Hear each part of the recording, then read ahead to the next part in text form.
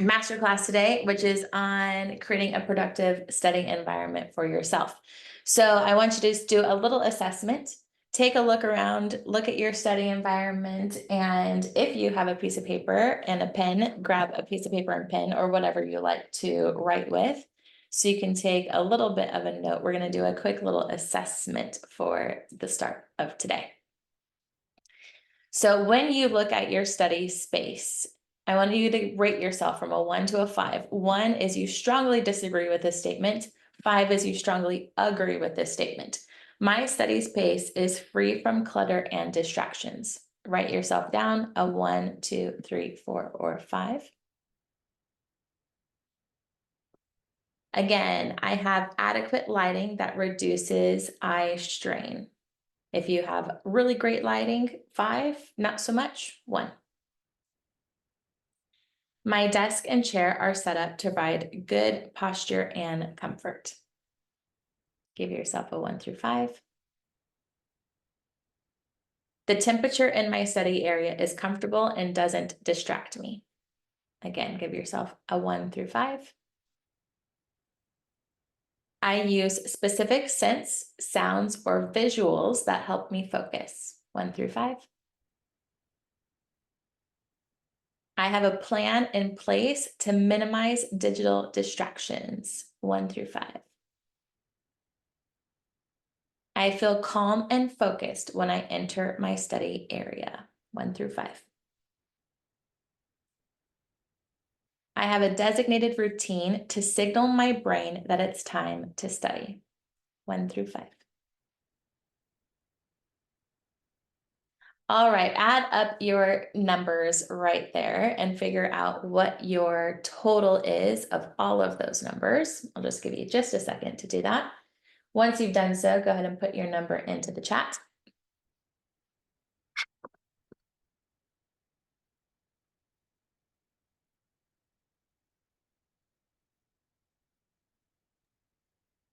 Did the number value change? Was 1 always strongly disagree and 5 has always been strongly agree? Yes, correct.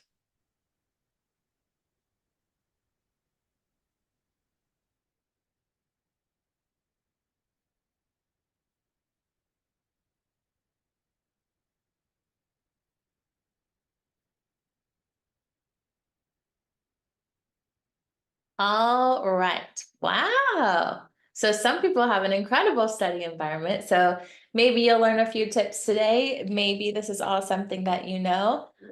For anybody who got scores in between below a 20, we're going to have a lot for you today. Anybody who's watching the recording of this who got between a 20 and a 35, again, you will have lots of things that you can implement today. And hopefully for anybody who got above a 36, we'll have a little bit of something to implement today.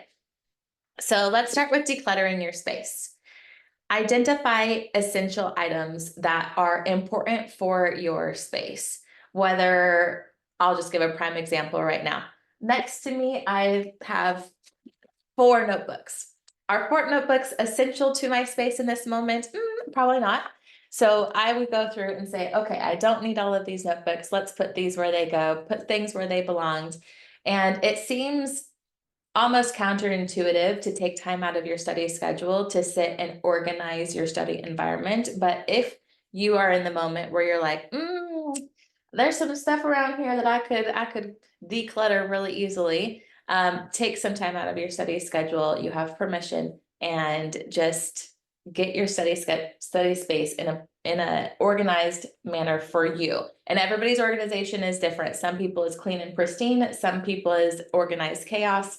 Whatever it is for you is perfect. Remove items that don't serve a purpose in your study routine. And then sometimes when we're studying, we're bringing out different books, different maps, different everything. So take time at the end of your study session, just 5 minutes max, and put all of those things away. So when you come back the next day to your study session, you have a clean slate and you are ready to go and be productive with your day. Next is optimizing your lighting. So natural light is the best. However, not everybody can have an immense amount of natural light. If you have a condo, if you live in a place where there's not a lot of light, things along those lines. So there are ways to be able to kind of give yourself a feeling of natural light without actually having it. So the first would be to choose a warm desk lamp that is targeted at reducing eye strain. The second would be to have a light that is, it can be overhead as long as it's not creating a lot of shadows and causing really harsh lighting to your eyes. I'll give you an example.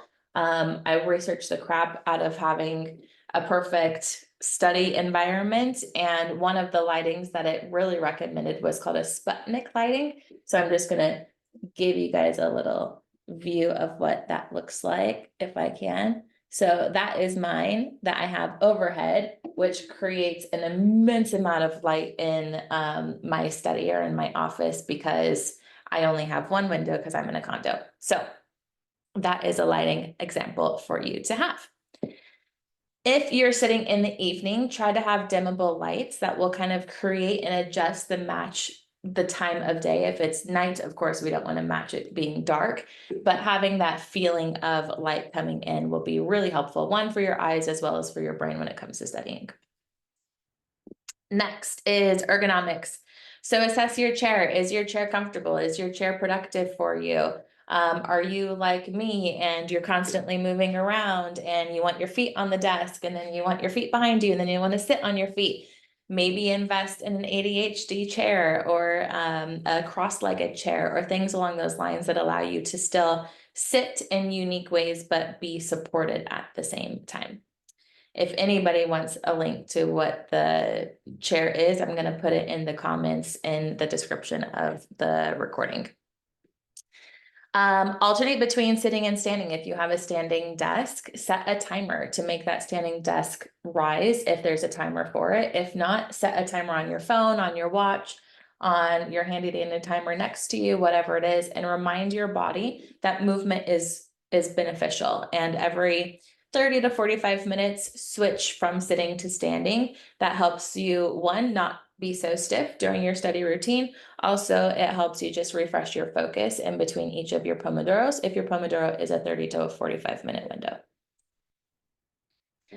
Next is the power of scent. So scent is an incredible factor when it comes to focus. And what I recommend doing is having a scent that resonates the most with you. Everybody's a little different. The top 6 scents that I found from my students are peppermint, eucalyptus, rosemary, citrus, cinnamon, and lavender. Lavender is a hit or miss for some people. Some people, lavender makes them very tired and relaxed, and then they want to go to bed. Some people, it just really helps them decompress and focus and concentrate. That is the only one that I've had people say, lavender didn't work for me. All the rest, for the majority, it was a good example. So if you have a scent that you typically have in your room already, put it into the chat. I'm very curious what your scent is. If not, which of these scents do you want to try to start using? Put that in the chat as well.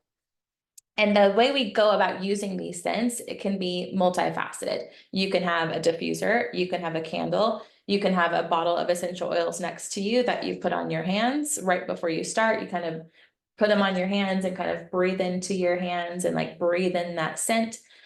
You could have a tea, a peppermint tea or a cinnamon tea or a citrus tea. You could do lots of different ways with this, but if you could start your routine with that scent, that is going to set your brain up for this focus period. And if you're someone who has difficulty with hydration, tea is a great way to bring that into the environment for you. You're one, getting your scent, 2, you're getting some hydration, and 3, you are helping your brain in an immense amount of ways with both the hydration and the scent. Scent fatigue can occur for some people, so it's important to mix up these scents if you notice it is not working for you after a few weeks. If you're like, nope, this scent always works, I only have this scent in my office at this time, I only put it on when I'm studying, then you probably won't get scent fatigue. So with that, I recommend whatever scent you choose, only have it for that one specific time of your day so your brain wakes up. I love this in the chat. It says a combination between bergamot, rosemary, lemongrass, tea tree, peppermint, grapefruit, and sage. Those are all really, really great focus scents. And a lot of them that I didn't list on here, but they are really great scents to be using. Tea tree for one of them, sage for sure, bergamot as well. Those are great options to have. I'm glad you already have a scent in your space. Next is sounds and acoustics. So we have lots of different sounds that we can work with, and everybody is extremely different. You have to find the sound that works for you. I remember during high school, I had a pre-calculus class, which calculus is not my forte. It was always the hardest class for me. And the teacher, he loved to play classical music. And he was like, we always have classical music on in this class. It's going to help everybody's brains function. Well, little fun fact, most people, not all of them, most people who are on the neurodivergent spectrum, especially those who have ADHD, when they listen to classical music, it does not help them focus. They start listening to the music and then they start doing other things and then they can't focus. So while we were doing pre-calculus and I'm sitting here trying to focus in my brain, I'm like, do, do, do, do, do, do, do, and my brain's going off having a little party in its head and I'm not focusing on pre-calculus. So classical music works for some people. For other people, it does not. Here's a huge list of options for you. Some people love silence. They need it to be absolutely completely quiet so their brain can just focus. Those tend to be the more neurotypical people because silence is something that happens in their head, where the neurodivergent people, usually there's a lot of things going on in their head. So silence makes it all just amplify. White noise, this could be having a fan on, it could be a white noise machine, it could be anything you want that white noise to be. Nature sounds is really popular for a lot of my clients. They like having two of them like having waves in the background, and one of them likes having like the sound of a jungle in the background, which is really interesting. This was one of my favorite TV. I usually have a TV show that I've seen a million times running in the background, and it helps the other side of my brain just be focused because it knows what's happening. And I don't have to look at the TV or anything. It knows what's happening because I've seen it so many times, and it just like distracts that side of my brain. The two new ones that I think are really incredible that I've done a lot more research into within the last few months is binaural beats. This is also known as 8D music. You can just go on TikTok. I think TikTok has some of the best examples of them. I try to find a YouTube that specifically is for binaural beats and 8D music, and it doesn't quite do what I'm wanting it to do. With the 8D music, it's usually a lot of songs that you like resonate with. And so I think that's really interesting. There are a ton of binaural beat YouTubes, though. You are welcome to experiment and figure out which one works with yours. And then there's also, I'll put it in the link in the description of the video as well. There is a ADHD specific focus. There's a bunch of them. You can YouTube a whole bunch of them. There's one with a red background that is my absolute favorite. And there's no words to any of the songs. There's no really like massive beats to any of the songs, but it's really calming and really relaxing and it helps my brain focus. So I will put that in the chat. And it looks like in the chat, someone else already has a specific ADHD playlist without lyrics too. So that's great. I love that. I'm glad you found that for yourself as well. The one I have that I enjoy is like 8 hours long or something. So I'm like never going to rehear the same thing, which is helpful for me. Once I start rehearing the same song again, my brain gets distracted for whatever reason. And speaking of distractions, it is important to minimize distractions. So I want you to type into the chat, what are the distractions that you tend to find yourself falling into? Some of the biggest ones that I hear from clients is computer distractions. And this oftentimes tends to be email distractions because they're working at the same time as they're studying, and an email comes up and they feel the need that even though the person emailed an email, in the grand scheme of the world, email 24 to 40 hours response time is a common response time. But for some of us, especially if we're overachievers, we're like, oh, email, let me just knock it out of the way and then I can finish what I'm doing. And we tend to allow those emails and those things to to manipulate our time rather than us controlling our time. So a big thing is making sure you silence all of your digital notifications, tablets and phones and computers and all of the gadgets that you use, watches, the whole works. Put your phone in another room if you get really distracted by social media scrolling or just your phone in general, or putting your phone on do not disturb for whatever reason doesn't work for you. You can put it in another room, or they have these lock boxes that you can get on Amazon that are great and are hilarious to me. I've seen people use them for snacks. I've seen them used for their phone. I've seen them used for treats and all different kinds of stuff. So next is to remove tempting items from your study area. If you have something that distracts you, sometimes having nuts or some kind of trail mix is a great benefit to you. It helps give your body those fatty acids that it needs to be able to like let your brain optimize. But some people, that would be a complete distraction to them, and having that, they would just be sitting there thinking about food. So everybody's a little bit different on what those distractions are for them, but whatever your distractions are, try to minimize them. Next is inspiration. It is really important to have inspiration in your area. And that inspiration can come in a multitude of different ways. It could come in quotes, it could come in posters, it could come in books, it could come in anything you really want it to be. And if you're a coaching client of mine who is watching this right now, you know for sure that I have you working on something inspirational, and I've probably already had you write something out or find a quote about it and put it on your desk or on your wall or whatever it is, so you have it as a constant reminder. Because a lot of things that I hear from clients is, I'm just tapped out on motivation, or my motivation is low today, or things like this. Motivation is something that is constantly waning, and motivational comes from something external. And it's really easy to lose motivation because it's external, where inspiration ignites us from the inside. And if you can have something that really taps into you and taps into the way your brain works, and taps into especially the way your brain works when you're feeling down or feeling unmotivated or feeling burnt out or destroyed, or all of the things that you could be feeling during your study journey. We don't always talk about the negative things we feel, but there are a lot of negative things that come during our study journey. So having something that is going to help you and just remind your brain and inspire your brain is going to be incredibly beneficial. I'll give you a couple examples. I need to like redo this one because I pick it off so often and show it to people.